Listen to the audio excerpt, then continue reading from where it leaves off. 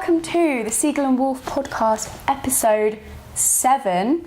And we have here with us today Johnny Raggett. Hello. Now, Johnny and I met in Brighton, where we both grew up, doing the theatre workshop. Yeah, that was a long time ago. A long time ago, Saturday Theatre School. But Johnny has gone on to do lots of exciting things, drama-wise, which is what I want to talk to him about today. Now, recently, you've performed with the Royal Shakespeare Company. I did. So I did a play about a young girl called Do Ye. That took me longer to remember than it should have done. And basically it was an old, very traditional Chinese play, and they modernised it and adapted it to, well, obviously I translated it first to English. Yeah. Yeah, which always helps. Thankfully it wasn't in Shakespearean English, in modern English, which made my life much easier. And then it was just kind of a modern ghost story. And I played a young People's Liberation Army officer, and I played one of the workers of the town, which was always fun, playing two different characters. Yeah. And it was just a nice little play up in Stratford. Did 6 weeks. Very nice. Mm-hmm. Stratford's very beautiful, but very small. I've not been there. I've heard word on the street, so it's a lovely place. Yeah, it's and it's kind of all about basically this young girl who's executed wrongly for a crime she didn't commit, and she's has a swarm of locusts, and she unleashes her wrath at the town for not giving her justice. And basically the story is her birth mother arrives at the town with a young girl who turns out to be her sister, and the sister can talk to the ghost through spirits and other magical spiritual things. Cool. And they try and figure out why she's put a curse on town. She, as I say, locusts. This is my little thing from our producer. She thought would be funny, saying I love locusts, which I don't. I spotted that earlier, and I was like thinking, what is that? No, I just make mugs for myself about locusts. So yeah, that's what it's all about. It was a big production. The lighting and design team and production team were brilliant, and it looked fabulous. It was something even Greg Doran, the artistic director, said it's like nothing they've ever put on before. Oh my goodness! So, what was the set like? It was really beautiful. I'll have to send you a photo of a couple of the links that I can find. Yeah, do. Did you do it in the round, or was it? No, it wasn't in the round. It was on 3 sides. Okay. In the Swan. So it's not the RST, which is like a 1,000-seater. It's I think it's 400 seater, which is still big, and it's a beautiful theatre. When I sent photos to my friends, they were like, "You at the Globe?" I was like, "No," but it looks old and beautiful. But it was a really kind of modern set of lots of neon lights. It started with these big silk kind of. The word's slipping my mind. It's kind of like a tapestry, but it's not a tapestry. And at the beginning of the play, so you kind of walk in thinking it's going to be like 14th century China, and then the music starts and they dropped from the ceiling, and then all these neon lights came out, and we did this kind of crazy choreography. Yeah, it was very dramatic and like show-stopping kind of thing. Wow. Yeah, there was a lot of kind of experimentalness to it. So were you quite involved in the directing sort of process as the cast, or was it very much? Yeah, we had quite a lot of input, actually, to be fair. We I actually, with one of the guys, Kevin, choreographed a whole transition, which we used up until 2 days before press. So we used it in previews, dress rehearsals. We kind of choreographed it. Excuse me. But then director was thinking it didn't really make sense for the piece, so we cut it, and then what did we do again? We changed it. We did a kind of did a pullback to the dance moves that we did. I'm struggling to remember what we did now. But they changed it sort of during the rehearsal? Yeah, so the way Justin works, and apparently he did this before, and I wasn't prepped for this, is he'll set everything up in one way, and then previews, it will just change completely. That's so stressful. It's so much stress. I can't like stress this enough, pun definitely intended, how much this kind of, thankfully, my parts didn't change too much, but the order of the second act changed. Oh my god. And about the third preview, they were like, no, we need to reorder this. So like scene 4 needs to now be scene 2. And so I have the actual playbook, which is really cool because my name's actually in the playbook. Oh, sweet. Yeah, I think it's Cool. in the other room. I'll have to show you. Yeah. And that's in the wrong order now, because that was printed before previews, and then obviously previews it got reordered in the second act. No way. So yeah, that's pretty crazy. I kind of admire that bravery though of him, just to be like, no, I'm going to change it. It was tough, and like I said, I just wasn't expecting it. I knew there would be changes, but I just didn't think they'd be that drastic. Yeah. And the most drastic one was for Sarah Lamb. She had a complete character change 2 days before press night. No, a night before press night. So she Way to make an actor stressed. Yeah, just about. She built up this whole character. Her character was called Madame Wong. She had a kind of sophistication about her. She owned the house, and she had respect and authority and was quite rich. Yeah. And then they were looking at the contrast between the other characters, that would she really have this authority, would she really have this as much respect and money, even though she's part of the Zhao household? So they were like, no, I think she should be more of lower class. And apparently they sprung this on her like after the show. It wasn't even like officially like, we're going to call you in and be like, we need to change the character. It was kind of just like, by the way, we're changing the character. So you've got Sunday. Just an aside. Yeah, just kind of like, by the way, we're doing that. That's what I heard. Anyway, I can't. That's so strange, because you'd think that they might have realised. I don't know, before. It Yeah, obviously well, just came the to thing with this play is because it was new writing. You had Frances, the writer, was very protective over her play. Understandably, she's very busy, very good writer, but she was amazing as well, in the sense of they would talk about changes, and the next day, boom, there's the changes. So she was on it, but you had her voice coming in, you had Justin's voice, kind of his vision, which I really enjoyed working with him, but at times I didn't feel he entirely knew what the vision was, which then kind of pushed it onto us as the actors, because we weren't sure where the play was going. Yeah. And then you had the designer, Lily, throwing in her 2 cents about, oh no, that's not going to work for design reasons. And there was, at one point I actually got very angry during previews because our helmets got switched, because the designer said that you can see our name labels in the helmet. Now these are Riot helmets, and it's a tiny little yellow label for our name, so the costume know whose helmet's who.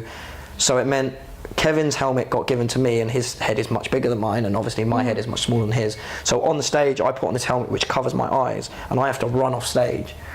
And I nearly fell off the stage because I couldn't see. Oh my god! And I then, and then I came backstage, and that was a really stressful week, because we had tech, we had previews, and I was tired, and I let out a lot of my frustration at the costume girls, which I apologised after for. But it was just one of those moments where they kind of just sat there, let me have my vent, and then was like, okay, Johnny, you're all right now. Yeah. It happens. Yeah, it happens. It's a stressful business. And then that transition got cut anyway, so it was like, okay.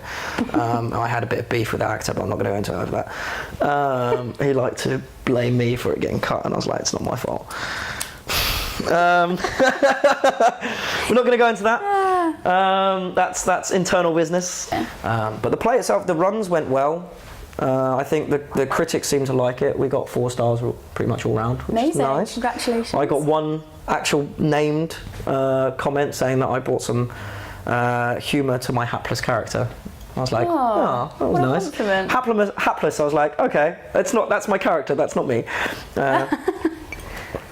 But yeah, so that was kind of the RSC. Go on. How did that job compared to some of the other stuff you've done? Because I know you've done a lot of TV and film acting primarily. Would that be Yeah, I've done most of my experiences is TV and film. I have done another play, which was at the Southwark Playhouse. So you've got like one end of the spectrum of like off West End to the RSC in money and production value. I mean, the production value for Southwark Playhouse was still unbelievable, and what they accomplished with such a little budget was mind-blowing, actually. And to be honest, I think the play and the cast for that show I enjoyed more, just because it was a more fun play. There was fighting in it, and it was a smaller cast, and we got on a lot better. Yeah. But how the RSC compared to, say, BBC, Wolfblood, it's very different. They're a lot more structured, and they have a system, and you need to follow the system in rehearsals and everything, which is fine because it's discipline and that. So I mean, it's different. I don't know how else to explain it. I mean, obviously you've got the difference between theatre and film in itself. They're completely different arts in a way. But I think I found Stratford really tiring, actually. Even though filming it, getting up at 6 in the morning and you're finishing it, you're doing 12 hours. I found the stage at the Stratford, the audiences were quite demanding at the RSC. They expect a very, very high level of performance, which I hope that they got. And I always try to give. But I think it's just with the RSC, I don't know how else to explain it, just different. Yeah, I can imagine. It's very different. Sorry, that was a strange question. No, it's okay, it's okay. Do you have a personal favourite? I mean, obviously you enjoy both, I'm sure, but do you feel like you're more suited to TV acting particularly, or more so to stage acting? Suited, per se. I prefer TV and film. Okay. Which I think is purely because of the fact that it's different every day, which to me is something that's really important, because I find repetitiveness quite mundane. And I know with the stage it's different because each performance you try and find something different, which I always did, and sometimes I may have got in trouble for pushing it a little too far, laughing on stage when I shouldn't have been laughing, and corpsing during the bows, which I actually got told off for because I was pissing about with one of the actors because he kept trying to make me laugh by making funny noises or singing a theme tune to something, and I'd always laugh, and the stage manager eventually came up to me and was like, "The bows are also very professional, Johnny, you need to just calm down a bit." I was like, okay. You got told to simmer down. Yeah, but and filming I find is different because it's you're in different locations. Yeah. And I think it's the thing that I've found, and purely from my own experiences of filming, is everyone on set is really friendly, and really we're all there to do one thing, which is create an amazing project, and we all put our heart and soul in it. I'm not saying we don't do that in theatre, because of course you do, but with TV and film, you're in different locations, you're all in the same boat. If something horrifically goes wrong or something funny goes on, you're all sharing that moment, and I like the spontaneity of filming more. Yeah, that's fair enough. Okay, I think that's my answer.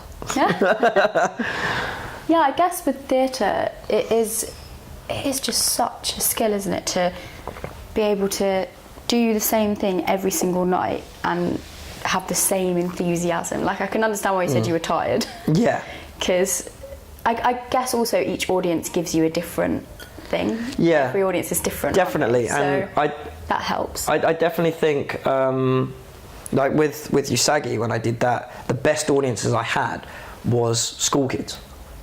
In fact, they gave me so much that I went too fast in the fight choreography, and my fight partner was actually slightly scared for his life because I came at him with like fire and rage. So much enthusiasm. Too much enthusiasm. You need to be, self-aware at the same time.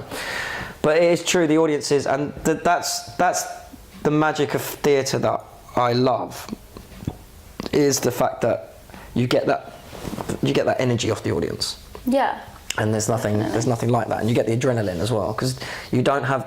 I feel more nerves sometimes on set if I have like a big scene than on stage, because once you're on stage you have that nerves when you start, but then once you're going you're kind of okay, because you're like, oh, I know this, I know where I should be, you can get into a flow of it. Whereas sometimes with filming you have like half an hour prep beforehand if you're lucky, so you're like, you need to nail it. That's really interesting, because I've not had much experience with TV stuff. I only did one like small thing after drama school. But from what I would have thought, I would have assumed, because with theatre I guess it's like you only get one shot like each night. Whereas in filming, obviously, if you do sort of mess it up or fuck it up, then you could do another take. You can, but I feel like with that is time is money on set.